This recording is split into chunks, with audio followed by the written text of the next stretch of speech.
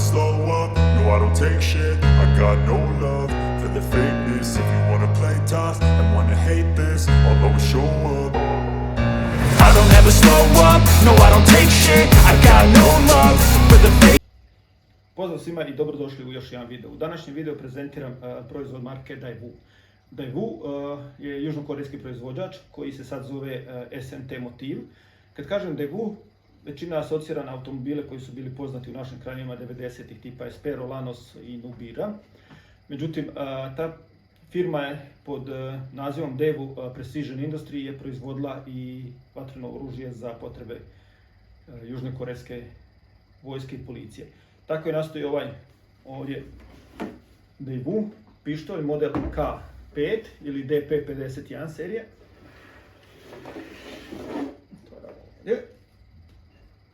Evo, razvoj ovog pištolja je krenuo 80. godina, točnije 84. i trajao je razvoj do 88. 89. je krenuo u proizvodnju. Pištolj se proizvodi do dan danas u više različitih varijanti. Prve varijante koje su bile su DP51, DP51S, 51C i DH40 u kalibru Smith Wesson, dok su ostali bili 9x19 kao što je i ovaj ovdje. Dimenzije ovoga pištolja, težina u biti prvo bez okvira, bi bile neki 167 grama. Dimenzije su znači dužina 178, visina mu je 114 i širina mu je 113.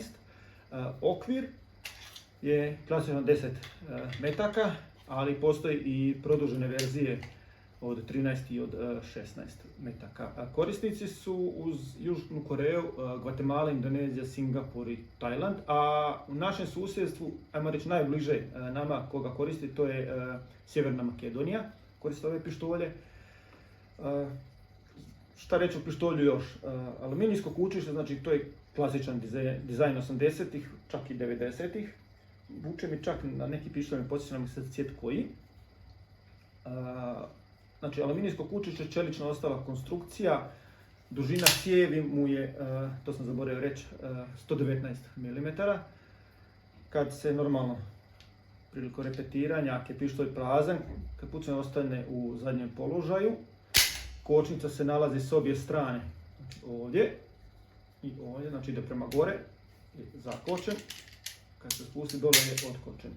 Specifično još kod ovog pištolja je 3 moda okidanja.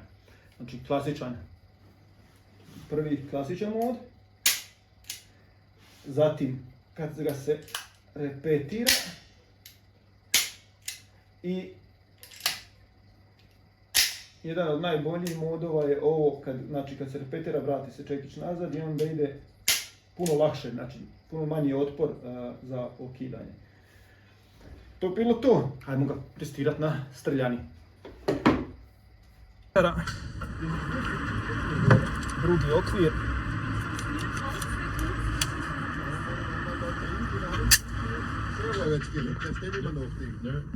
Hvor meget får du 20.000 Magazine brugten forrige, bare får I så blot. Ja, ja. Og 20.000 Schusspuls das jetzt. 10, 20.000. Du bist sehr schleißig, denke ich mal, ne?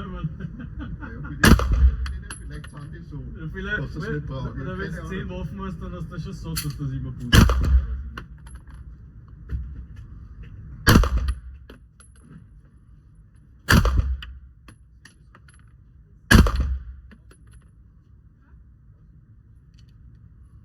Sam već 5 ispucao.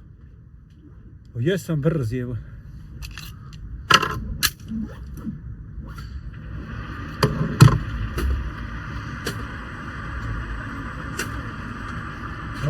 Gas kamer. A bolje, vidi. 1, 2, 3, 4, 5. 10 metara udaljenost, malo bolje. Kriv je motor, ruke tresao, nisam ni šniclu pojel. To je to. I idemo ponovo.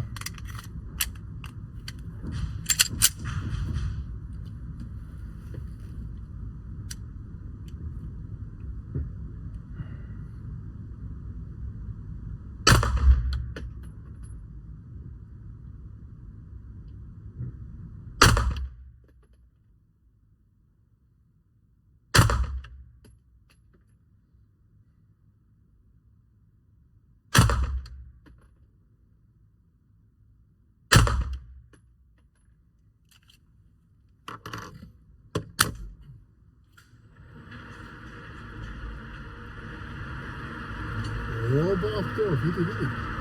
O, bolja grupa. Grupa pogodaka. 1, 2, 3, 4, 5. Udaljenost 0 metara sada, ali bilo je 10. Ok, sad idemo 25 metara test. 25 metara. Meta odlazi.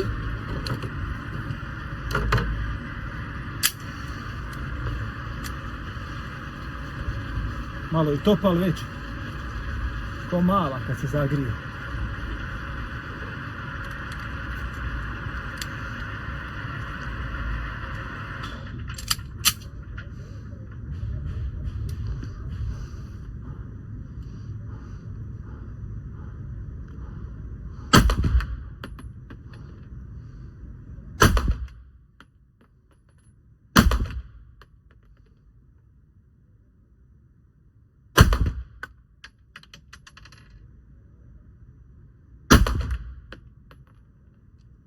Pet komada, 25 metara.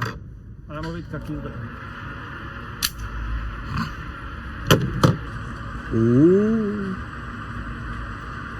Ruke cijep već, znaš.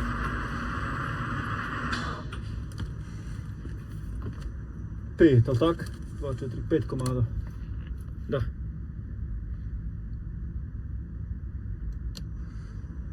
To. I evo nas nazad. Nakon ispucanih 50 metaka, možda i više na streljani, pucao sam na 10, 15 ili 25 metara. Rezultate ste vidjeli sami, vjerojatno su mogli biti i bolji.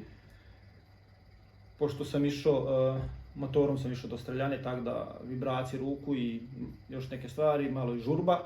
Međutim, za moj pojam zadovoljavajući rezultati.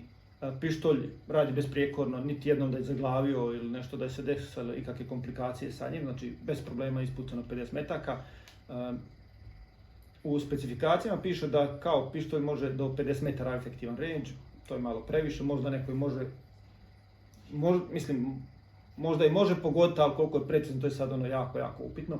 Do 25 metara solidno može pogoditi metu. Šta bi još mogu reći o pištolju? Ovako, ako tražite pištolj za samoobranu, mislim da je ovo sasvim ok pištolj, iz razloga cjenovno, recimo polovni, govorimo o polovnom, se kreće nekih 200-250 eura. Za te novce teško da ćete naći išta u ovom kalibru bolje. Ako grešim, ispravite me.